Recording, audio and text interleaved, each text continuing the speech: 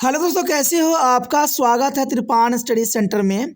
आज जो हम करने जा रहे हैं सोशल सर्टिफिकेशन यानी सामाजिक सत्तीकरण काफ़ी महत्वपूर्ण है। ये टॉपिक हर एक क्लास के बच्चों के लिए महत्वपूर्ण रहेगा। आज हम इसमें मीनिंग, टाइप्स, कैरेक्टरिस्टिक सारे विषय में विस्तार पर चर्चा करेंगे और हर एक पहलू पर जो है नज़र डालेंगे। इसमें देखा जाए तो ये हिंदी इंग्लिश दोनों ही माध्यम में आपके समक्ष रहेगा, तो ये काफ़ी महत्वपूर्ण रहेगा। ये पॉइंट व्यू रहेगा तो ये और भी काफ़ी महत्व रखेगा। लेकिन आपको पता है, टॉपिक स्टार्ट करने से पहले एक बात जो मैं हमेशा कहता हूँ, जिसको आपको सोचना भी चाहिए, विचार भी करना चाहिए और इवन अमल भी करना चाहिए, वो ये है कि जब भी वीडियो देखिए पूरा देखिए, क्योंकि अधूरा जानकारी सदैव खतरनाक होता है। साथ में एक इम्पोर्टेंट बात ये भी रहता है, अगर आप पहली बार वीडियो देख रहे हो तो लाइक शेयर सब्सक्राइब करना मत भूलना, क्योंकि दोस्तों लाइक कीजिएगा तो बनाने वाले का मनोबल बढ़ता है, सब्सक्राइब कीजिएगा तो इससे ये होता है कि जब भी मैं कोई वीडियो डालूंगा उसका नोटिफिकेशन आपको समय रहते मिल जाएगा। और देखिए, शेयर का मतलब ये होता है कि आपके थ्रू न जाने किन बच्चों को हेल्प मिल जाए, ये आप भी नहीं जानोगे, इसलिए जो है आप शेयर जरूर करो, ठीक है। व्हाट्सएप स्टेटस पे भी लगाओ। दोस्तों एनएसएस सेंटर जो है कई मानने में बहुत से बच्चों के लिए हेल्पफुल है, चाहे वो 8th क्लास हो, 9th 10th 11th 12th हो, चाहे वो एनआईएस बोर्ड के बच्चे हों, ठीक है, चाहे बीए एमए के बच्चे हो, सभी क्लासों के लिए कुछ ना कुछ जो है त्रिपाण एनएसएस सेंटर में उपलब्ध है। तो इसलिए आपके लिए ज़रूरी है कि आप सब्सक्राइब करके इसको चैनल को जो है सेव कर लो, नहीं तो बाद में अगर रिसर्च करोगे तो शायद आपको ये चैनल प्राप्त ना हो। तो इसलिए सोचना नहीं, विचार नहीं करना है, सब्सक्राइब करके जो है अपने पास सेव करना है। दोस्तों ये तो बात था आपके लिए, लेकिन अब देखते हैं हमारा आज टॉपिक क्या है। यहाँ पर जो हम कर रहे हैं काफ़ी महत्वपूर्ण टॉपिक है सामाजिक सत्रीकरण। सामाजिक सत्रीकरण काफ़ी महत्वपूर्ण है और सामाजिक सत्रीकरण के अंतर्गत हमारा अगला पॉइंट जो आया है काफ़ी महत्वपूर्ण है और हमारा पॉइंट है सामाजिक सत्रीकरण के प्रकार। देखिए, सामाजिक सत्रीकरण का प्रकार जानना हमारे लिए काफ़ी महत्वपूर्ण रहेगा और इम्पोर्टेंट भी रहेगा एग्जाम व्यू से। तो सामाजिक सत्रीकरण के अंतर्गत से प्रकार की अगर बात करें तो सामाजिक सत्रीकरण विभिन्न सिद्धांतों पर आधारित होती है। सामाजिक सत्रीकरण जो है विभिन्न सिद्धांतों पर आधारित होती है। अंततः हम विभिन्न प्रकार के सत्रीकरण पाते हैं। समाज में हमें कई प्रकार के सत्रीकरण देखने को मिल सकता है। सत्रीकरण के मुख्य प्रकार की बात करें तो जाति, कक्षा, संपदा और गुलामी, यानी ये चार जो है काफ़ी महत्वपूर्ण है। सत्रीकरण के प्रमुख प्रकार जो आपके समक्ष है जाति, कक्षा यानी क्लास, संपदा और गुलामी। सत्रीकरण ये चार ही प्रकार से बने हुए हैं और ये काफ़ी महत्वपूर्ण है। अब इसके बारे में एक के बाद एक हम जो है इन्फॉर्मेशन प्राप्त करेंगे और सारे जानकारी आपके समक्ष रखेंगे। तो चलिए देखते हैं सर्वप्रथम जाति के बारे में कि जाति जो है हमें क्या बताती है। तो जाति की अगर हम बात करें तो कहते हैं जाति एक वंशागत अंतर्विवाहित समाज समूह है, यानी ये वंशानुगत है, यानी वंशों से आधारित है और यह अंतर्विवाहित सामाजिक समूह का एक रूप है जिसमें किसी व्यक्ति के रैंक और उसके साथ जुड़े अधिकार और दायित्व उसके किसी विशेष समूह में जन्म के आधार पर निर्धारित होती है। यानी आप जिस जाति में जन्म लोगे आपका वही चीज़ जो है निर्धारित होती है। यानी देखा जाए तो जाति एक वंशागत है और ये अंतर्विवाहित भी है और इसमें जो रैंक हमें मिलती है वो हमें जन्म के आधार पर मिलता है। आप जिस जाति में जन्म लोगे आपको उसी जाति का जो है रैंक मिलेगा जो आपके जीवन साथ चलेगा। जैसे उदाहरण के तौर पे हम देखें तो ब्राह्मण, क्षत्रिय, वैश्य, क्षुद्र जाति ये एक जाति थी और ये काफ़ी महत्वपूर्ण बात भी है कि इंसान को जन्म के आधार पर उसको ब्राह्मण की जाति मिलती है, क्षत्रिय की जाति मिलती है, वैश्य, क्षुद्र ये जन्म पे आधारित थी। तो देखा जाए जाति व्यवस्था जो थी वो वंशागत थी और अंतर्विवाहित थी। इसमें ब्राह्मण, क्षत्रिय, वैश्य और क्षुद्र का जाति का जो है रूप था उस समय। आगे हम क्लास की बात करें, कक्षा की, तो कहते हैं आधुनिक समाज में वर्ग के आधार पर वर्ग सत्रीकरण के प्रमुख रहे हैं। यानी आधुनिक समाज में हम देखें तो आज ना तो कहते हैं जन्म पे आधारित होती है, नहीं जात पात पे होती है। आज जिसको जैसा समाज में रुतबा है उसी प्रकार से उसका जीवन सतर भी है। समाज जो है देखा जाए समाज वर्ग के आधार पर वर्ग अधिकरण प्रमुख रहा है और इसमें किसी व्यक्ति की स्थिति बहुत हद तक उपलब्धि और उसके पास मौजूद जन्मजात विशेषताओं और धन का लाभ उठाने की उसकी क्षमता पर निर्भर करती है। यानी देखा जाए तो आधुनिक समाज में कहते हैं उसके पास मौजूदा विशेषता जो होती है धन लाभ के ऊपर डिपेंड करती है कि उसके पास कितना धन लाभ है, कितने उसके पास धन है। धन के अंतर्गत वो अमीर गरीब जो है वर्गों में बंटता है। कहते हैं अगर वो क्षुद्र जाति का भी है लेकिन उसके पास धन है तो आज के समाज में वो अपर कास्ट में आएगा। अगर वो ब्राह्मण कहते हैं उच्च जाति ब्राह्मण का भी है, अगर उसके पास धन दौलत नहीं है तो वो निम्न यानी जो है लोअर कास्ट में आएगा। तो देखा जाए तो ये काफ़ी महत्वपूर्ण है। आधुनिक समाज जो है बहुत हद तक उसकी उपलब्धियों पर डिपेंड करता है, उसके पास मौजूदा जन्मजात विशेषताओं और धन के लाभ उठाने की क्षमता पर निर्भर करती है। तो ये आधुनिक समाज की एक सबसे महत्वपूर्ण विशेषता देखी जा सकती है।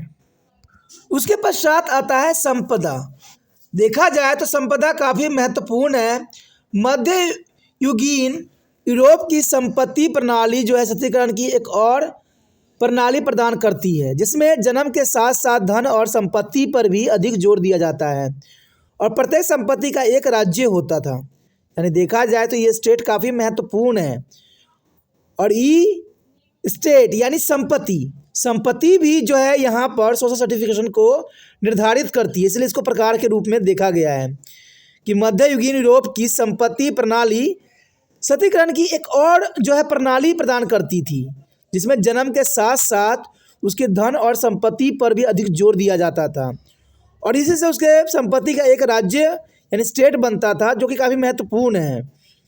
इवन देखें तो गुलामी जो कि हमारा आखिरी जो है प्रकार है गुलामी का आधार आर्थिक था। गुलामी में प्रत्येक गुलाम का अपना स्वामी होता था जिसके वह अधीन रहता था। दास पर स्वामी का शक्ति असीमित थी। यानी देखा जाए तो एक समय काल ऐसी थी जहाँ पर बड़े बड़े लोग जो थे गुलाम रखा करते थे और गुलाम की स्थिति जो होती थी नीच होती थी और उसका स्वामी उच्च कोटि की होते थे। और ये हमने कई जगह देखे भी हैं। हमारे देश में भी देखा जाए तो गुलाम शासकों की एक बहुत बड़ा इतिहास रहा है। उसमें सभी के सभी जो शासक बेशक ही बने लेकिन वो कहीं ना कहीं गुलामी यानी जो है स्लैब जो है से संबंध रखते थे। यानी देखा जाए तो उनको किसी न किसी राजा ने खरीदा था और खरीदने के बाद जो है उनको प्रशिक्षण देके उन्हें सम्राट का जो है दर्जा दिया गया था।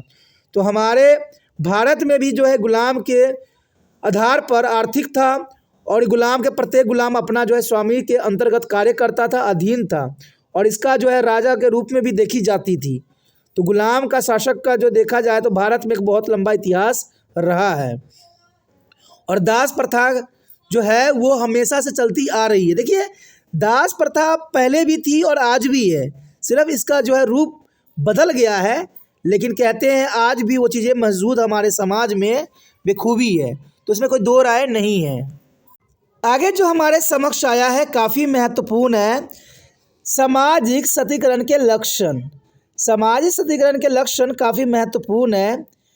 देखा जाए अगर हम प्रमुख विद्वानों द्वारा दी गई विभिन्न परिभाषाओं का विश्लेषण के आधार पर सामाजिक सशक्तिकरण की प्रमुख विशेषता हम यहाँ पर दे सकते हैं।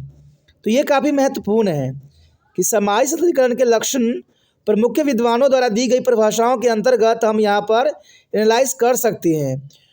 और देखा जाए तो ये विशेषताएं काफ़ी महत्वपूर्ण हैं और हमारे समक्ष जो पहली विशेषता आई है ये काफ़ी महत्वपूर्ण है और विशेषता ये बताती है कि सामाजिक सशक्तिकरण की सार्वभौमिक है। यानी सामाजिक सशक्तिकरण जो है सार्वभौमिक है। इस संसार में कोई भी ऐसा समाज नहीं है जो सशक्तिकरण से मुक्त हो। हर एक समाज में आपको सशक्तिकरण देखने को मिलेगा ही मिलेगा। आधुनिक सशक्तिकरण आदिम समाजों के सशक्तिकरण के भिन्न थे और यह एक विश्वव्यापी घटना है। सोरोकिन के अनुसार सभी स्थायी रूप से संगठित समूह स्वीकृत होते हैं। यानी यहाँ पर सोरोकिन ने साफ शब्दों में इस बात को रखा कि सभी स्थायी का मतलब है जो है परमानेंट, रूप से संगठित समूह सत्रीकृत होते हैं। तो ये काफ़ी महत्वपूर्ण बात है कि इस संसार में कोई भी ऐसा समाज नहीं है जो सत्रीकरण से मुक्त हो। सभी में कोई न कोई रूप में समाजी सत्रीकरण कोई न कोई रूप में विद्यमान अवश्य रही है। इसलिए हम कह सकते हैं कि समाजी सत्रीकरण की ये सार्वभौमिकता है। तो ये काफ़ी महत्वपूर्ण है।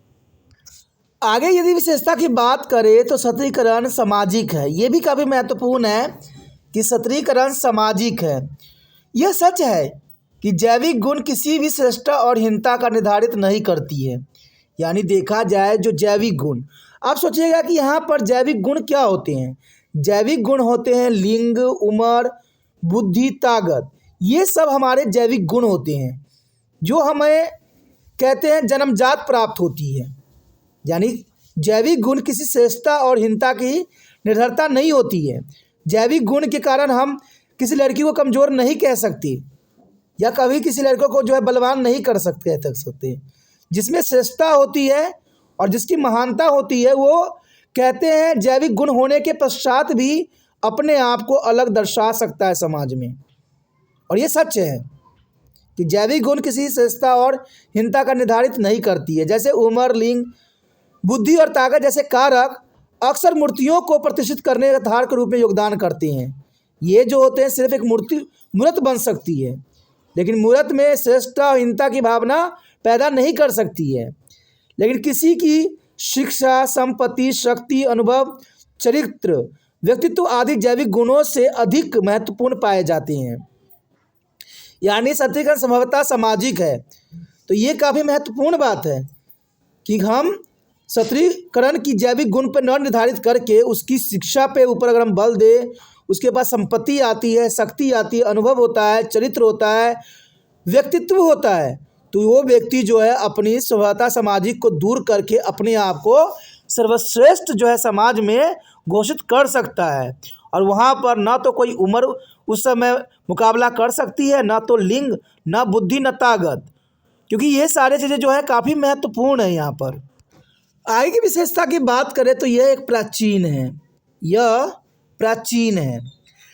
सत्रीकरण प्रणाली बहुत पुरानी है। यानी देखा जाए तो सत्रीकरण जो है हमारा काफ़ी पुरानी है। रीजन्स ये है कि सत्रीकरण हमारे समाज में सदैव ही विद्यमान थी कोई ना कोई रूप में, और ये छोटे आश्चर्यजनक बंधनों में भी मौजूद था। यानी कहीं ना कहीं किसी न किसी रूप में समाजी सत्रीकरण जो है मौजूद थी।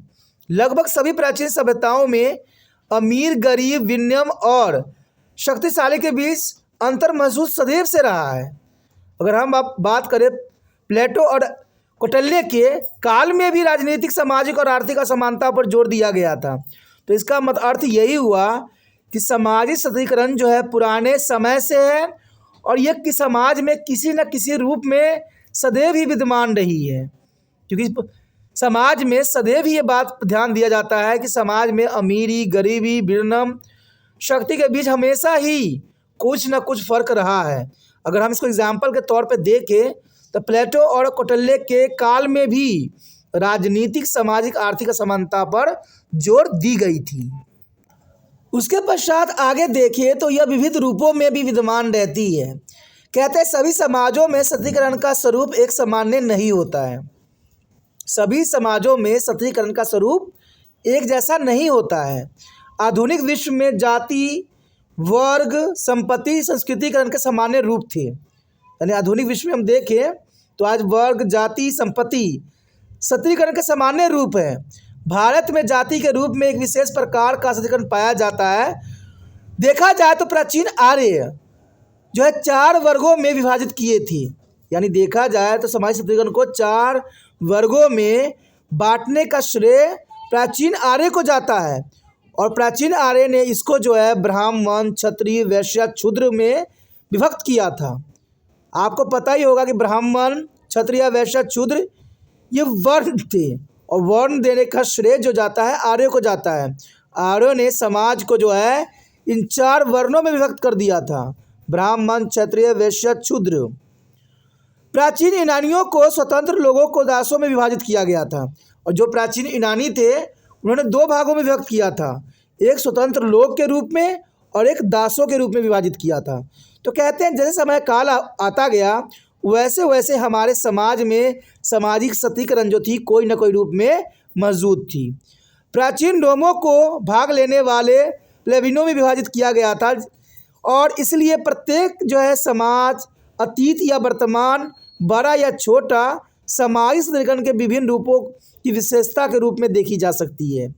तो ये काफ़ी महत्वपूर्ण है कि प्रत्येक समाज अतीत या वर्तमान, बड़ा या छोटा, सामाजिक समीकरण के विविध रूपों की विशेषता है। तो ये काफ़ी महत्वपूर्ण है। उसके पश्चात अगर हम बात करें सामाजिक सतीकरण के परिणाम, तो ये काफ़ी महत्वपूर्ण होगा। सामाजिक सतीकरण का परिणाम, सामाजिक सतीकरण के दो महत्वपूर्ण परिणाम हैं। एक है जीवन की संभावनाएं। सामाजिक सतीकरण के दो महत्वपूर्ण परिणाम है, एक है जीवन की संभावनाएं और दूसरा है जीवन शैली। यानी पहला लाइफ चांस, दूसरा लाइफ स्टाइल। यानी जीवन की संभावनाएं काफ़ी महत्वपूर्ण रखता है और जीवन शैली तो और भी महत्वपूर्ण रखता है, क्योंकि आज सामाजिक सतीकरण जो पाया जाता है हमारे समाज में वो कहीं ना कहीं जीवन शैली पर आधारित होती है।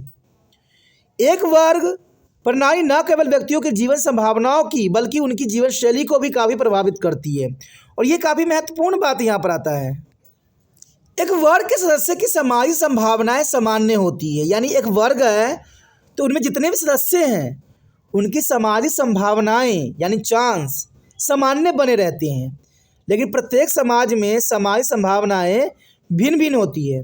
देखिए, एक सदस्य की सामाजिक संभावनाएं सामान्य रहेगी, लेकिन समाज में प्रत्येक समाज में सामाजिक संभावनाएं अलग अलग क्षेत्रों में अलग अलग होगी।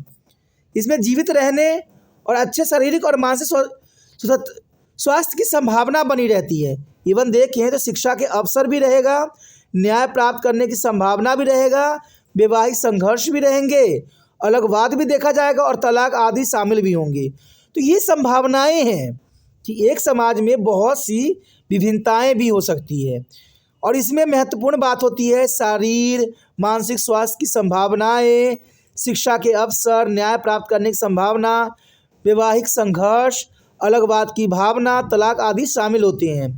इवन हम अगर देखें जीवन शैली को, तो जीवन शैली की एक शैली यह भी दर्शाती है कि जो विशेष समाज स्थिति की विशिष्ट होती है और जीवन शैली में ऐसे मामले शामिल होते हैं जैसे प्रत्येक समुदाय में आवासीय क्षेत्र में प्रतिष्ठा, रैंकिंग, आवास के तरीके, मनोरंजन के साधन, पोशाक के प्रकार, किताबों के प्रकार, टीवी शो जिसमें व्यक्तियों को देखा जाता है आदि के क्रम होते हैं। जीवन शैली के एक उप संस्कृति के रूप में भी देखा जा सकता है। यानी जीवन शैली को हम उप संस्कृति के रूप में भी देख सकते हैं, जिसमें आमतौर पर साझा समग्र संस्कृति के ढांचे के भीतर एक परत दूसरे परत से भिन्न होती हैं। यानी एक चीज़ जो होता है दूसरे से काफ़ी भिन्न नज़र आता है। तो ये जीवन शैली है। जीवन शैली में मुख्य बातें रैंकिंग, आवास के तरीके, मनोरंजन के साधन, पोशाक के प्रकार, किताब के प्रकार, टीवी शो जिसमें व्यक्ति को देखा जाता है आदि क्रम सम्मिलित होते हैं।